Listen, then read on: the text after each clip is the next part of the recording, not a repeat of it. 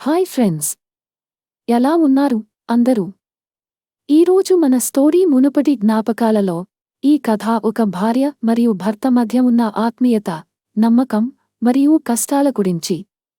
అర్చన అనే మహిళ, ఆమె భర్త రాజు విదేశాలలో పనిచేస్తూ తన కుటుంబం కోసం ఎన్నో కష్టాలు తెచ్చుకుంటున్నారు. రాజు యొక్క గైర్హాజరులో అర్చన తనలో అనేక భిన్న భావాలను అనుభవిస్తుంది. ఆమె ఒంటరిగా ఉన్నదంతో తనలోని కోరికలు, ఆకాంక్షలు మరింత వేదనకరంగా మారాయి. ఈ తరుణంలో ఆమె పాత ప్రేమికుడు అఖిల్ ఆమె జీవితంలో తిరిగి వచ్చి పాత అనుబంధాలను మళ్లీ సజీవం చేస్తారు. అఖిల్తో జరిగిన మళ్లీ కలిసిన అనుభవం అర్చనకు శారీరక ఆనందాన్ని అందించడంతో పాటు ఆమె భర్తకు మరియు తనకు చేసే నమ్మకద్రోహం మధ్య ఉన్న బరువును మరింత పెంచుతుంది. ఈ కథ అర్చన యొక్క మనసులో సృష్టమయ్యే చలనాలు, ఆమె కష్టాలు, భయాలు మరియు పశ్చాత్తాపం, మరియు తన భర్తతో తన జీవితం గురించి తీసుకునే నిర్ణయాలను అన్వేషిస్తుంది. అర్చన ఒక ఆదర్శ గృహిణి. ఆమె భర్త రాజు విదేశాల్లో ఉన్నాడు, మంచి ఉద్యోగం చేసుకుంటూ కుటుంబానికి భవిష్యత్తు కోసం సంపాదిస్తున్నాడు. వాళ్ళ పెళ్లి మొదట్లో చాలా సంతోషంగా ఉండేది, కాని రాజు విదేశాలకు వెళ్లిన తర్వాత అర్చన జీవితంలో లోటు అనిపించసాగింది. రోజులు గడుస్తున్నాయి. రాజుతో టచ్లో ఉన్నతానికి వీడియో కాల్స్, మెసేజ్లు మాత్రమే బాటగా మిగిలిపోయాయి. కాని అది సరిపోలేదు. అర్చన తన భర్తతో సంబంధం పెట్టుకోకపోయినా శారీరకంగా ఉన్న ఆ కడుపు కోరికలు ఆమెను వదలడం లేదు. ప్రతి రాత్రి ఒంటరిగా గడపడం, భర్త నుంచి దూరంగా ఉండడం ఆమెకు కష్టంగా మారింది. రాత్రిల్లో ఆమె మంచంలో ఒంటరిగా ఉన్నప్పుడు తన భర్తను తలచుకుంటూ అతని స్పర్శను కోల్పోయినట్లు అనిపిస్తూ ఉంది. ఒక రాత్రి అనుకోకుండా అర్చనకు ఒక మెసేజ్ వచ్చింది. అది ఆమె పాత ప్రియుడు అఖిల్ నుండి వచ్చింది. అప్పటికి అతడు కూడా ఒంటరిగా ఉన్నారు మరియు వారి మధ్య ఉన్న పాత అనుబంధం మళ్లీ చిగురించింది. అర్చన అఖిల్తో మాట్లాడుతున్నప్పుడు వారి మధ్య ఉన్న పాత కోరికలు మళ్లీ వెలుగులోకి వచ్చాయి. ఆమె అఖిల్ను కలుసుకునే రోజు కోసం ఎదురు చూస్తోంది. ఆమెకు అతనితో గడిపిన ఆ రాత్రి, ఆ బలమైన దాహం తీర్చుకోవాలని ఆరాటం బాగా పెరిగింది. అఖిల్తో మళ్లీ కలిసినప్పుడు ఆ పాత ప్రేమలు, కోరికలు ఒక్కసారిగా మళ్లీ వెలుగులోకి వచ్చాయి. అతని చేతిలో ఆమె శరీరాన్ని పట్టుకున్నప్పుడు ఆమె హృదయం వేనెక్కింది. ఆ రాత్రి అతను ఆమెను బలంగా, సంతృప్తిపరుస్తూ తాకాను. ఆమె శరీరంలో ఉన్న ప్రతి ఇంచు అతని చేతుల్లో నలిగిపోయింది. అఖిల్ తన పాత ప్రియురాలి కోరికలను తీర్చినప్పుడు, ఆ రాత్రి అర్చన అతనితో కలిసి ఉన్నప్పుడు ఆ ఆనందంలో తేలిపోయింది. ఆమె శరీరమంతా అతని తాకిడితో త్రివేదంతో స్పందించింది. అతని స్పర్శలోనే తాను పూర్తిగా మునిగిపోయింది. కాని ఆ రాత్రి తర్వాత అర్చన భయాందోళనలో పడిపోయింది. తన భర్తను మోసం చేసిన అనుభూతి, తన కోరికలు తీర్చుకోవడానికి చేసిన పాపం, ఇవన్నీ ఆమెను ఇబ్బంది పెట్టాయి. కోరికలు తీర్చుకోవడానికి అఖిల్ను ఆశ్రయించినప్పుడు పొందిన ఆ తాత్కాలిక సంతోషం అనంతరం ఆమె మనసులో లోపాలు మరియు క్షోభలను మిగిల్చాయి.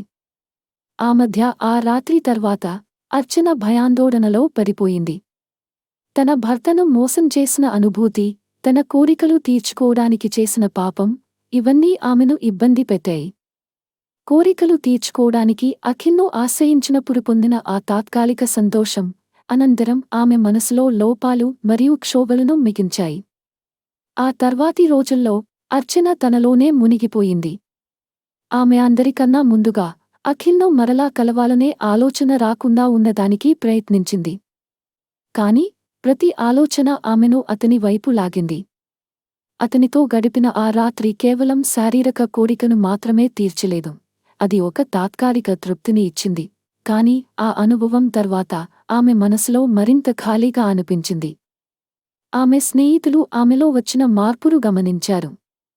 సాధారణంగా ఉల్లాసంగా, సంతోషంగా ఉండే అర్చన ఇప్పుడు చాలా నీరసంగా, విచారంగా మారింది.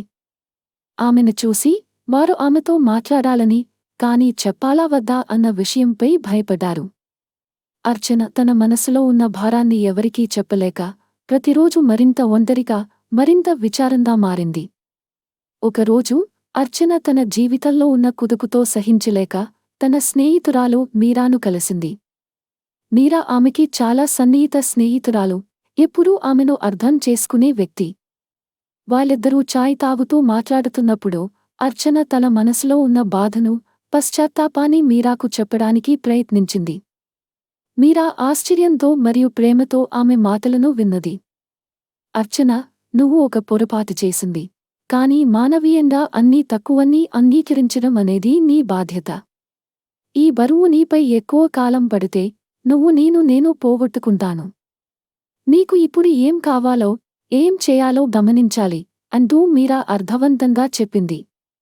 ఆ మాటలు అర్చన మనస్సును కుదిపాయి. ఆమెకు నిజంగా తెలుసు, తన తప్పును అంగీకరించకపోతే ఆ పాపం ఇంకా ఎక్కువగా బరువు పెరుగుతుంది. అఖిల్తో ఉన్న అనుబంధాన్ని తెంచుకుని తన భర్తతో తన జీవితాన్ని నెమ్మదిగా తిరిగి సర్దుకోవాలనే ఆలోచన ఆమెలో అంకురించింది.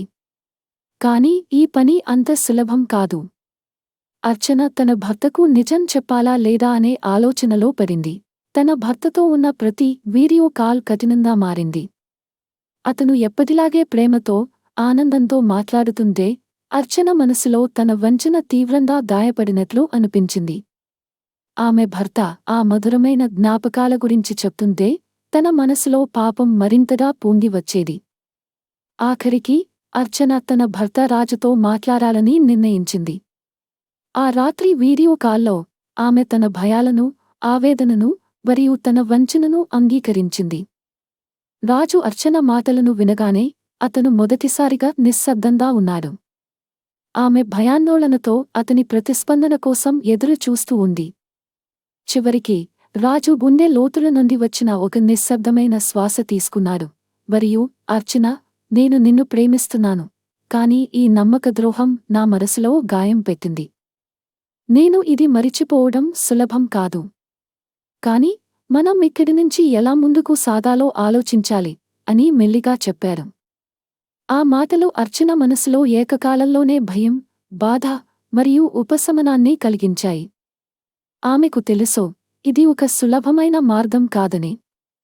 కాని తన భర్తను నిజాయితీగా ప్రేమించడం, అతనితో ఉన్న అనుబంధాన్ని మళ్లీ నిర్మించడం అనేది అర్చనకు అత్యంత ముఖ్యం. ఆ రాత్రి ఆలోచనలు ఎక్కడితో మొదలయ్యాయో అక్కడే ముగిశాయి. అర్చన తన తప్పును అంగీకరించింది. భవిష్యత్తులో ఉన్న మార్గం కష్టమైనదైనా నిజాయితీతో, విశ్వాసంతో గడిపేలా ఆలోచించింది. ఈ ప్రయాణం ఒక సవాలుగా ఉంటుంది. కాని అర్చనకు తెలిసింది, అతనితో కలిసి ఉంటే ఆ నమ్మకం తిరిగి పొందడానికి మరియు జీవితం పట్ల కొత్త ఆశతో ముందుకు సాగడానికి సిద్ధమైంది. వీడియో నచ్చితే లైక్ చేయండి, షేర్ చేయండి మరియు మా ఛానల్ని సబ్స్క్రైబ్ చేసుకోండి. మీ అభిమానంతో మేము మరిన్ని ఆసక్తికరమైన కథలను తీసుకురావడానికి ప్రోత్సాహం పొందుతాము.